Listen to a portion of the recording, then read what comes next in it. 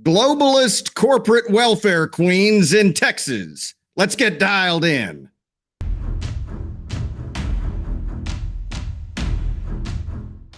Hello and welcome to Texas Talkin, where we peel back the layers of government lies and corporate conspiracies until the truth is busting at the seams. Tonight, we're tackling one of the most outrageous, laughable, and downright infuriating schemes in the Lonestar state: corporate welfare. Yes, folks, you heard that right. While hardworking Texans like you are struggling to pay their bills and feed their families, our so-called leaders are practically printing money for mega corporations, funneling billions into a bottomless pit of corporate handouts. Now, let me ask you this. When did Texas become the playground for Wall Street fat cats and globalist cronies? It's like the state government has signed a VIP membership card for corporate lobbyists, complete with champagne toasts and private jets. And guess what? The taxpayers foot the bill. It's time to say enough is enough. And we're here tonight to expose this scam for what it is: a modern-day treasure trove for the corporate elite at the expense of the American worker. I'm talking about a system where corporate welfare isn't just a policy, it's a lifestyle. A system so rigged that dollars meant for public schools, roads, or hospitals are often siphoned off to enrich companies that wouldn't know hard work if it stood up and bit them in the ass. And let's be honest, when these conglomerates get their hands on our tax dollars, they end up with absurd perks, absurd pay, and absurd profits. It's like giving a fox the keys to the henhouse and then suddenly being surprised when the chickens are all but extinct. Now, I know some of you might be thinking, but Shiloh, isn't corporate welfare good for the economy? Well, let me tell you something. When you subsidize failure and reward greed, you're not building an economy. You're building a monument to corruption. And trust me, the bureaucrats and the globalist masterminds behind these deals would love nothing more than to keep you in the dark. They want you to believe that doling out corporate handouts is a way to stimulate job growth. But the reality is far more sinister. It's about consolidating power and keeping you, the hardworking Texan, down while the fat cats get fatter. So tonight, we're calling for an end to this corporate parasitism in Texas. We're demanding accountability, transparency, and a return to policies that put the people first, not the profit margins of globalist corporations. Because when corporate welfare ends, Texas can finally be the state of opportunity, where every Texan has a fair shot at success, free from the clutches of government-bought favoritism. Here tonight is a grassroots activist and policy expert who's made it his mission to stop the insider games and the corporate handshakes that put special interests first. Mark Goloby doesn't mince words or waste time, and he joins us next. Sit tight. And making his return to Texas Talkin' is my friend and grassroots activist, Mark Goloby. Mark, welcome back. Well, thank you, Shiloh. Good to see you. Good to be here with everybody. Well, thanks for coming on. It's good to see you again. And as I understand it, based on the background there, you've taken a break from your grassroots activism at the Capitol in Austin today to talk to us for a few minutes. Yes, sir. Yeah, we're taking a little bit of break. We've been testifying all day long. We've started here for some bills for Senator Colhorst on her bill for transparency between governments and nonprofits, and then the rest of the day kind of in the Education Committee on parental rights issues about the books that are in these schools and some of the books that they've allowed in that question the value of those in the actual education of our children and contributing to their development. Well, Mark, one subject that I certainly consider you a policy expert on is taxes. And I want to know if you could explain to us for a minute, sir, how our fellow Texans are being shanghaied by corporate welfare and property tax abatements. Oh boy, yes. I mean, it's absolutely a terrible situation that we have.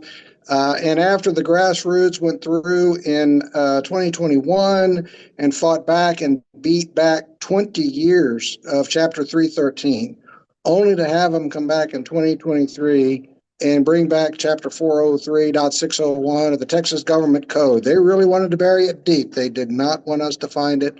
But I was there when that bill was going through. I saw it come in I saw that pig come in the front door. I saw the pig get slaughtered. I saw the pig get ground up into meat. How the sausage was made.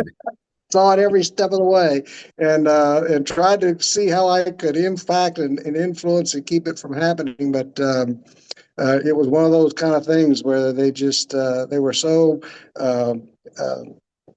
emphatic that this bill. We had to have this economic development. And I'm asking the question, wait a minute. Okay. I'm for economic development. We're for jobs. We're for productivity. We're for increasing the wealth and the resources of Texas.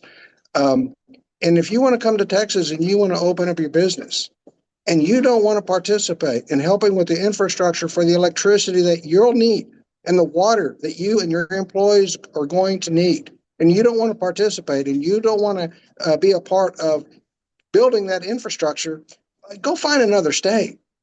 We don't need you here. We need people who are coming here to make Texas better. To grow the Texas economy for everybody, not just for some. Absolutely. And the shoddy bill of goods, you know as well as I do, that we're often sold here is that if we don't essentially bribe these corporations with property tax abatements, they won't come here. Does that claim hold water?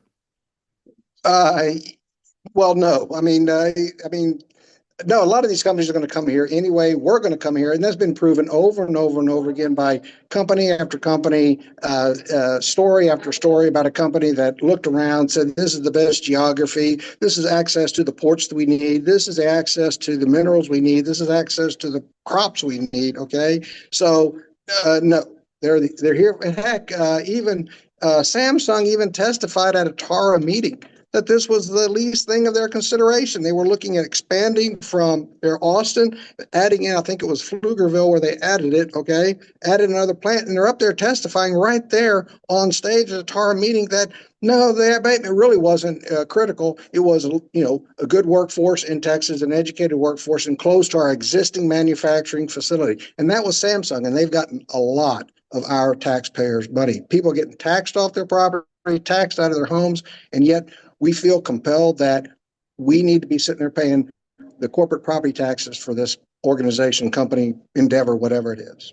Well, and it stands to reason, and it sounds to me like we either have leaders who don't know how the hell to negotiate, or perhaps they're being enriched by some of these sweetheart deals that corporations get. That's always a possibility. Yes, no, there's some real questions as to exactly, especially under the 313, but even now under this Chapter 403, there's still a question of why, of how that money is going to flow through. And this is only the first year. We've already have, 9 or 10 applications, and some of this stuff is for this dispatchable energy. All right, well, dispatchable energy, that sounds pretty technical, okay? Well, if you have a generator at your house, you have dispatchable energy. Electricity goes off, your generator kicks on, you've got dispatchable energy. So all dispatchable energy is now scaling that up for a city, area, whatever, okay? So that's what dispatchable energy is. There's not a big mystery, okay, of what it is. Now you go through there, and the taxpayers had to go through there and pay for the grid. Right? Out in the panhandle, we paid for the grid. Then we paid for the windmills to put their windmills on the grid. Okay? And now, well, none of that works. So now they're saying, well, none of that stuff works. Hey, taxpayers, you need to now pay for the fix that we, the legislature, broke in the first place. I'm kind of saying, why don't you just get out of the way and let the free market come in and just put some parameters around for the free market to solve these problems. So we won't need to subsidize people who will be able to build these facilities and make a profit. Now, Mark, something So, Yeah, and something else that I know you've been actively working on is this recapture and Robin Hood funds. What is that exactly? Explain it to our viewers and what you're trying to accomplish.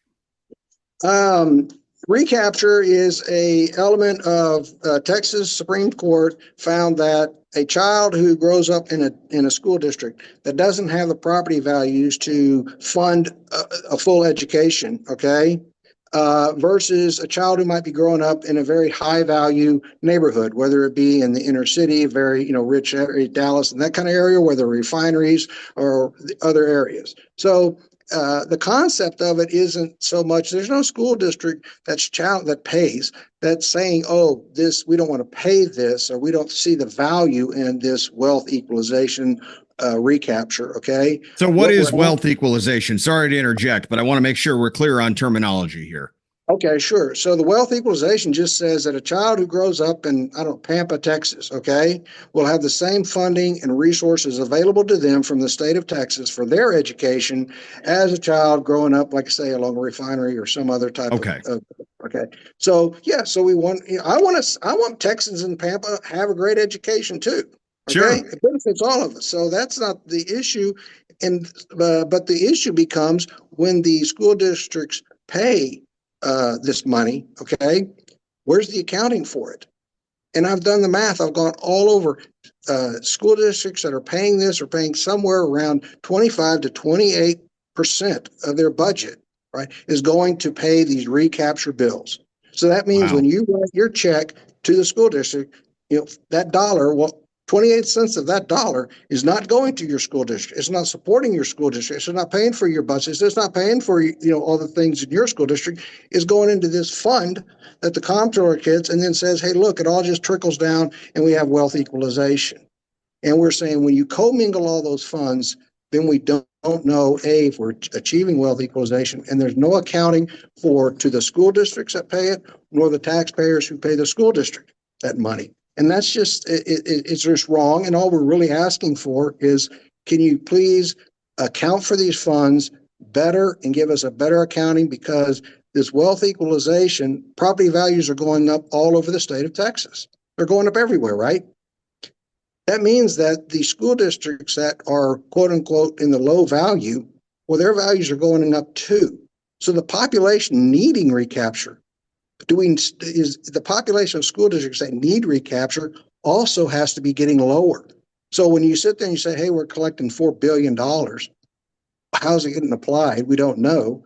And the school districts are just saying, we don't think it costs $4 billion to achieve wealth equalization. Let's achieve wealth equalization. We don't think it costs $4 billion. And at this point in time, no one can tell us if it costs $3 billion or $4 billion, $3.5 billion. Nobody knows.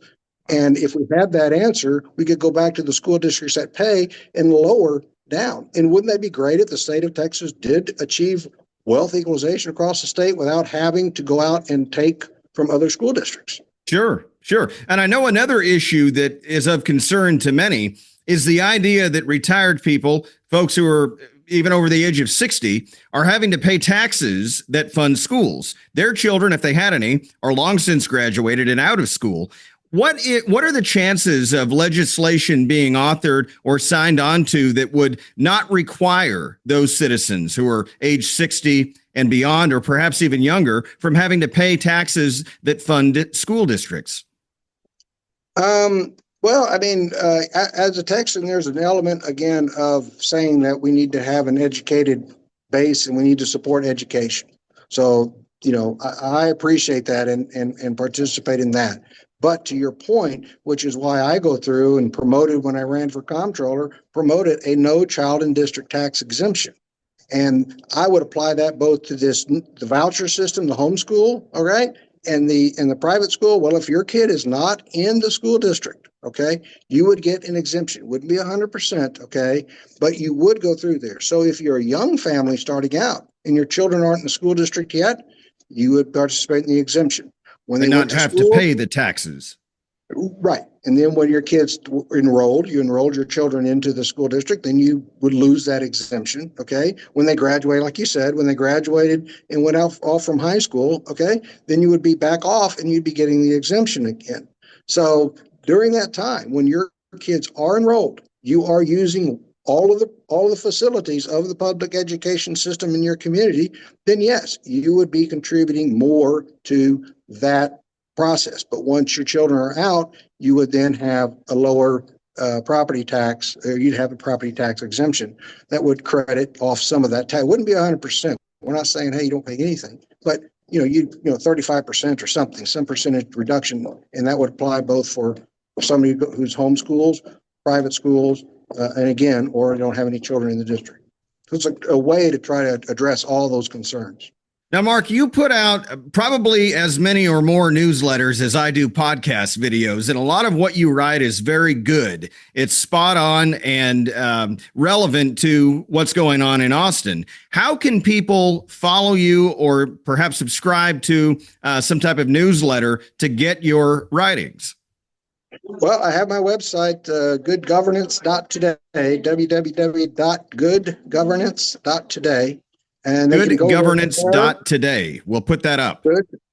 Yeah, goodgovernance.today. They can go there and they can send me sign up and get my emails and stuff, and so I can add them into my database of emails that I send out. I usually during session it's about twice, Tuesdays and Thursdays. When session's over, it's just Tuesdays typically. Just go through and send out some information about what's going on, especially like you said, especially Texas centric and things along the lines of what's happening in Texas and what affects Texas taxpayers. And again, my focus is always more along the lines of the physical issues. All right, yes. What's the physical issue of this social? You want to do something social, I'm all for. Again, heck, I'm working on adoption issues and foster care issues, okay? Because we need to be able to go through, now that we've had the success on the abortion issue, more children are coming into the world, and we need to get them more quickly into loving, foundational, nurturing environments so they can grow up again to be productive citizens and contribute to the growth of Texas. Well, Mark, I appreciate not only all of the work that you pour into our capital in Austin, but also for coming on tonight and talking to us for a few minutes, sir.